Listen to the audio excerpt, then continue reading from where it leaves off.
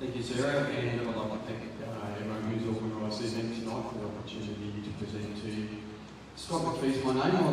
I live just north of here, about 10 or so minutes. I've had the pleasure of working at both Highfields State Secondary College and Mary McKillop Catholic College a few years ago, so I'm very familiar with the area and with the issues, and that's actually what brings me here tonight.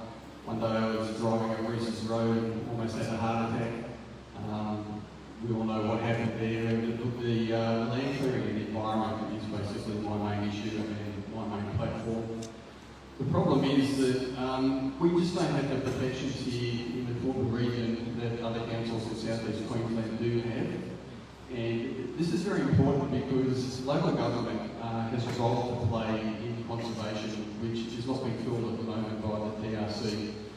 So you can have endangered species like koalas or glossy black cockatoos that are protected at a federal or state level, but if the habitat that they require to survive is not protected locally, then it makes no difference. And there was one koala that died as a result of clearing in Reese Road, and the knocking over of mature trees is critical because the habitat that happily nesting birds and koalas and other animals need, they can't survive without it. And so we need to step up and basically bring in tree protection laws that we don't have at the moment. And the reason why this is important is it's not just the aesthetic value of picking animals that we like, even though we love the beauty of the area.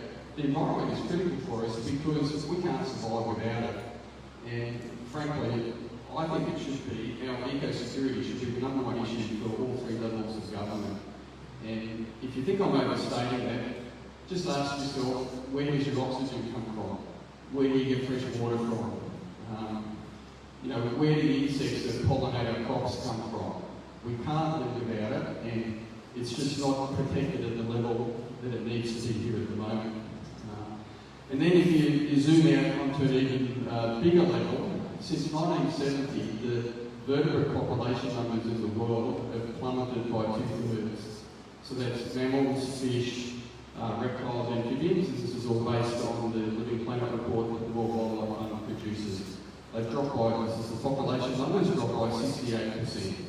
And frankly, if we don't do something about that, our population numbers are going to drop accordingly as well. So that's what brings me here. Now, we all know that we're facing huge growth in this area, so we have a very big challenge. 66,000 people are predicted to be moving here in the coming decades. So I produce 4 children with my wife. I've got a vested interest. I don't have a problem with a larger population, but we do need to have a system to protect that. And so we've got one chance to get this right before this huge growth happens, and we all know the planning keeps getting put off. It's got to be delivered in the next term, and you need people completely committed to doing that, which I am. So that's why I'm asking for your vote. I am number 2 on the ballot paper, but you can always put